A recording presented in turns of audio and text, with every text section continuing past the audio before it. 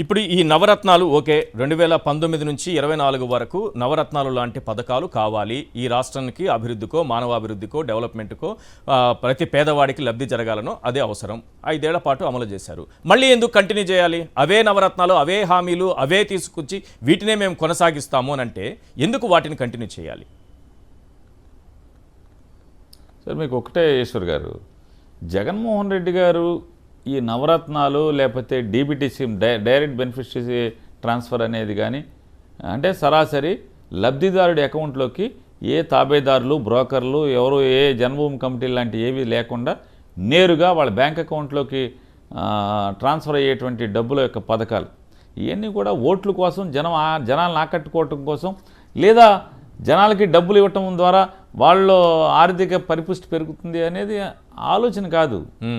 జగన్ సంకల్పం ఏంటంటే, జగన్మోహన్ రెడ్డి గారి సంకల్పం ప్రతి పథకానికి వెనకాల ఒక చరిత్ర, ఒక సంకల్పం ఉంటుంది, ఒక గాథలు ఉంటాయి, బోలేని దేన గాథలు ఉంటాయి. ఇవాళ అమ్మఒడి పథకం అనేది ఒక పథకాన్ని తీసుకుంటే ఇవాళ జగన్మోహన్ రెడ్డి గారు ఆ అమ్మఒడి పథకం ఏర్పాటు చేసింది ఏంటంటే, అంటే దీనికి ముందు నేపథ్యం జగన్ అనేది ఆయన తను నమ్మే సిద్ధాంతం, ముఖ్యమంత్రులు మారినంత మాత్రాన, ప్రభుత్వాలు మారినంత మాత్రాన ఈ రాష్ట్రంలో ఉన్నటువంటి పేద మధ్యతరగతి వర్గాల్లో ఉన్నటువంటి వాళ్ళ ఆర్థిక వెనుకబాటుతనం ముఖ్యమంత్రుల వల్ల, లేకపోతే రాజకీయ నాయకుల వల్ల, లేదా ప్రభుత్వాల వల్ల మార్చగలిగేది కాదు, అది చెరపగలిగేది కాదు.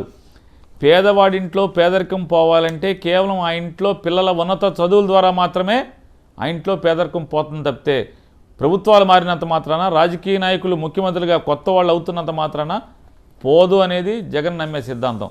అందుకోసమే అతను ఈ రాష్ట్రంలో విద్య కోసం 73,000 కోట్ల రూపాయలు 5 సంవత్సరాల్లో విద్యా వ్యవస్థని బలపరచడం కోసం, నాణ్యమైన విద్యను అందించడం కోసం 73,000 కోట్ల రూపాయలను వెచ్చించాడు ఆయన. దానిలో భాగంగానే అమ్మఒడి ఏంటంటే, జగన్మోహన్ రెడ్డి గారు 2019లో ముఖ్యమంత్రిగా అధికారంలోకి వచ్చేప్పటికీ భారతదేశంలో స్కూల్ డ్రాప్అవుట్స్లో అంటే పాఠశాల విద్యను అభ్యసిస్తూ స్కూల్ మానివేసినటువంటి వాళ్ళ సంఖ్య భారతదేశంలో రెండో అతిపెద్ద రాష్ట్రం స్కూల్ డ్రాప్అవుట్స్లో. జగన్మోహన్ రెడ్డి గారు తన పాదయాత్రలో మొత్తం అంతా కూడా చూసుకుంటే దీన గాథలు ప్రతి ఆడపడుచులు చేతిలో చేసి కళ్ళెంబటి నీళ్లు తిరుగుతూ అన్నతో మాట్లాడారు.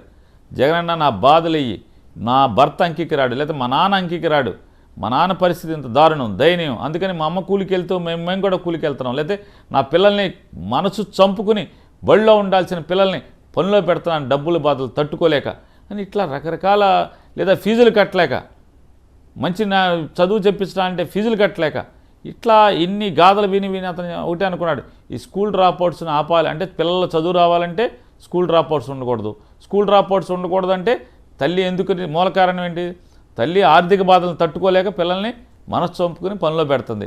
కాబట్టి మనం పిల్లల్ని బడికి పంపిస్తే ఎంతో కొంత డబ్బులు ఇస్తే కనుక, అంటే ఆ పిల్లోడికి బయట పనిలో పెడితే ఆడపిల్లని కానీ మగపిల్లోడిని కానీ పిల్లోడిని పనిలోకి పెడితే ఎంత డబ్బులు వస్తాయి అంత డబ్బు మనం ఇవ్వగలిగితే ఖచ్చితంగా ఆ తల్లి పిల్లవాడిని ఆనందంగా స్కూలుకి పంపిస్తుంది అనేటువంటి గొప్ప సంకల్పమే అమ్మఒడి. అంతేగాని డబ్బులు వేస్తే వాళ్ళ ఇంట్లో డబ్బులు వెళ్తాయి, వాళ్ళ ఆర్థిక బాధలు తీరుతాయి, దానికోసం కాదండి. అట్లా మీకు ప్రతిదీ ఆసరా అంటే డ్వాక్రా అక్క చెల్లెల యొక్క అప్పు ఎంత తీసుకున్నారో ఆ అప్పును అంతా కూడా ఆ రోజు నాలుగు దఫాలుగా ఎందుకు ఇచ్చాడు అంటే, 2014లో చంద్రబాబు నాయుడు డ్వాక్రా అక్క చెల్లెల అప్పులన్నీ కూడా బేషరతుగా రుణమాఫీ చేస్తానని చెప్పని మోసం చేయటం వల్ల డ్వాక్రా అక్క చెల్లెలందరూ కూడా దాదాపుగా 20%, 23% మందో డిఫాల్ట్ అయిపోయినాయి. గ్రూపులన్నీ కూడా రాష్ట్రంలో పొదుపు సంఘాలన్నీ కూడా నిర్వీర్యంగా పడినాయి. పొదుపు ఉద్యమం కుంటుపడింది. అంటే ఈ రాష్ట్రంలో ఆడవాళ్ళ యొక్క పొదుపు, ఆడవాళ్ళ యొక్క ఆర్థిక స్వావలంబనతోనే కుటుంబాలు ముందుకెళ్తాయి అనేది నమ్ముతాడు జగన్. అందుకోసమే చంద్రబాబు మోసం చేయటం వల్ల కుంటుపడినటువంటి డ్వాక్రా వ్యవస్థని, పొదుపు వ్యవస్థని గాడిలో పెట్టాలనుకున్నాడు, ఒక్కసారి ఇవ్వాలనుకున్నాడు, వన్ టైం చేస్తేనే ఇదంతా గాడిలో పడుతుందని చెప్పని 25,000 పైచిలుకు కోట్ల రూపాయలని ఈ 4 ఏళ్లలో ఆయన ఆసరా కోసం ఇచ్చాడు. అంతేగాని అంటే చెడిపోయిన వ్యవస్థను బాగు చేయడం కోసం ఒక 25,000 కోట్ల రూపాయలని డ్వాక్రా అక్క చెల్లెలకి 2019 నుంచి 24 దాకా ఇవ్వడం జరిగింది. అట్లా మీకు ఏ పథకం తీసుకున్న, నవరత్నాల్లో ఏ పథకం తీసుకున్నా తన డీపీటీలో ఇచ్చినట్టు ప్రతి పథకానికి ఒక గొప్ప సంకల్పం ఉంది.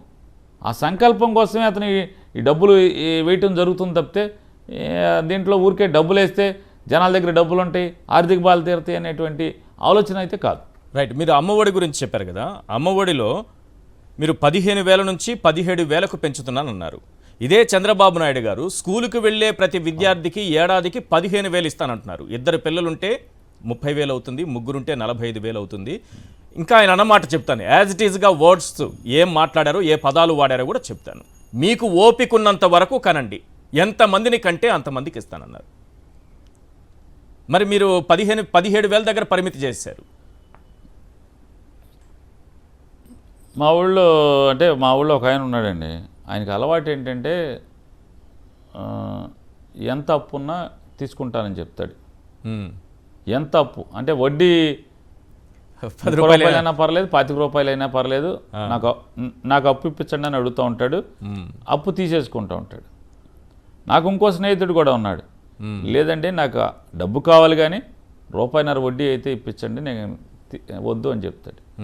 మరి ఇంకో నా స్నేహితుడు 25 రూపాయలు 30 రూపాయలు వడ్డీ అని ఎందుకు అడుగుతాడు? అది ఎట్టాకి తీర్చే బాకీ కాదు, ఎగ్గొట్టేదే. ఆటోగ్రాఫ్ లాగా ఎన్ని నోట్లు కావాలంటే అన్ని నోట్లు రాస్తాడు. ఎగ్గొట్టే బాకీ ఎంతకైనా తెగించేది తీసుకుంటాడు. నిజంగా నిజాయితీగా కడదాం అనుకున్నాడే, నేను రూపాయిన్నర మించి నేను కట్టలేను సార్, నాకు అంతకైతే ఇప్పించండి అని మాట్లాడతాడు. ఇప్పుడు ఇచ్చేదైతే కదా, ఎగ్గొట్టేదానికి ఎంతకైనా కోటలు దాటచ్చు. 4,000 రూపాయలు ఇస్తే సంవత్సరానికి ఎంత అవుతుంది? అట్లాగే ఈ సూపర్ 6 అనేటువంటి ఈ 6 పథకాలు జగన్మోహన్ రెడ్డి గారు ఈరోజు కూడా మేనిఫెస్టో చెప్పేప్పుడు చెప్పాడు. ఈ చంద్రబాబు చెప్పినటువంటి ఈ 6 పథకాలు సూపర్ 6 1,50,000 కోట్ల రూపాయలు అవసరం అవుతాయి. ఈ సూపర్ 6 అన్నీ కూడా అమలు చేయాలంటే రాష్ట్ర ఆదాయం ఎంత? చాలా అంటే ఈ రాష్ట్రంలో ఉన్నటువంటి చంద్రబాబు అంటే ప్రతి పసి పిల్లవాడికి కూడా అంటే ఊహ తెలిసి ఎంతో కొంత అవగాహన ఉన్నటువంటి 10 ఏళ్ళు 12 ఏళ్ల బాలుడికి కూడా లేకపోతే ఆడపిల్లలకు కూడా అవగాహన వచ్చేటువంటి రీతిలో ఇవాళ జగన్మోహన్ రెడ్డి గారు మేనిఫెస్టో వివరించేప్పుడు మొత్తం చెప్పాడు. చంద్రబాబు నాయుడు ఏం చెప్తున్నాడు? జగన్మోహన్ రెడ్డి గారు ఇప్పుడు మీలాంటి వాళ్ళు ఎవరైనా ఈశ్వర్ల గారు లాంటి వాళ్ళు చంద్రబాబు నాయుడు గారు జగన్మోహన్ రెడ్డి గారు 5 ఏళ్ళు అధికారం చేసుకోవడం ఇవ్వలేనని చెప్తున్నాడు. మీరు ఎట్లా ఇస్తారంటే చంద్రబాబు నాయుడు ఒకటి చెప్తున్నాడు. ఏం చెప్తున్నాడు? నేను సంపద సృష్టిస్తానని చెప్తాడు. జగన్మోహన్ రెడ్డి గారు అందుకే ఇవాళ మొత్తం లెక్కలతో సహా చూపించాడు. చంద్రబాబు నాయుడు 1995 ఎన్టీ రామారావు గారిని వెన్నుపోటు పొడిచి అధికారం నుంచి కాళ్ళు పట్టుకుని కిందకి లాగి ఆ కుర్చీలో కూర్చున్న రోజు నుంచి ప్రతి సంవత్సరం చంద్రబాబు నాయుడు ఎంత సంపద సృష్టించాడా లేదా ఎంత అప్పులు పాలు చేశాడు ఈ రాష్ట్రాన్ని? రెవెన్యూ లోటు ఎంత ఉంది? ప్రతి సంవత్సరం చంద్రబాబు నాయుడు ఎన్టీ రామారావు పరిపాలన కూడా రెవెన్యూ లోటు లేదు. ఆఖరికి కాంగ్రెస్ ముఖ్యమంత్రులు 4 మారినా కూడా రెవెన్యూ లోటు లేదు. ఏది చెన్నారెడ్డి గారు, అంజయ్య గారు, జనార్దన్ రెడ్డి గారు లేదా భువన వెంకటరావు ఇట్లా 4 చేసినా కూడా ఎవరి దగ్గర కూడా విజయభాస్కర్ రెడ్డి అలా ఎవరి దగ్గర కూడా రెవెన్యూ లోటు లేదు. కానీ ఎన్టీ రామారావు రెవెన్యూ లోటు లేదు. చంద్రబాబు నాయుడు వచ్చాడు, రెవెన్యూ లోటు స్టార్ట్. అంటే 14 ఏళ్ల ముఖ్యమంత్రిలో ఒక్క సంవత్సరం కూడా రెవెన్యూ లోటు లేకుండా అప్పులు కుప్పలు చేస్తాడు. ఈయన సంపద సృష్టించారంటాడు. సంపద సృష్టిస్తే రెవెన్యూ లోటు ఎందుకు వస్తుంది? అంటే రెవెన్యూ ఖర్చులకు కూడా సరిపోనటువంటి లేదా డబ్బులు రానటువంటి పరిస్థితిలో పాలన చేసినాడు. ఇవాళ సంపద సృష్టిస్తా అంటాడు. ఎప్పుడు సృష్టించాడు? 2014 నుంచి 19 దాకా సృష్టించాడా? లేదా 1995 నుంచి 2004 దాకా సంపద సృష్టించాడా? అంతా అప్పులు గొప్పే, అంతా రెవెన్యూ లోటే. రెవెన్యూ ఖర్చులకే డబ్బులు లేని పరిస్థితిలో పరిపాలన చేసినాడు. సంపద సృష్టించా అని చెప్తాడు. ఏదైనా సంపద ఎక్కడ సృష్టించాడు? కళ్ళకు కనపడదా? అయ్యేమన్నా దేవతా వస్త్రాలు లాంటియా చంద్రబాబు నాయుడు సృష్టించిన సంపద అంతా? కాబట్టి ఎగ్గొట్టేవాడు ఎన్ని మాటలైనా చెప్తాడు.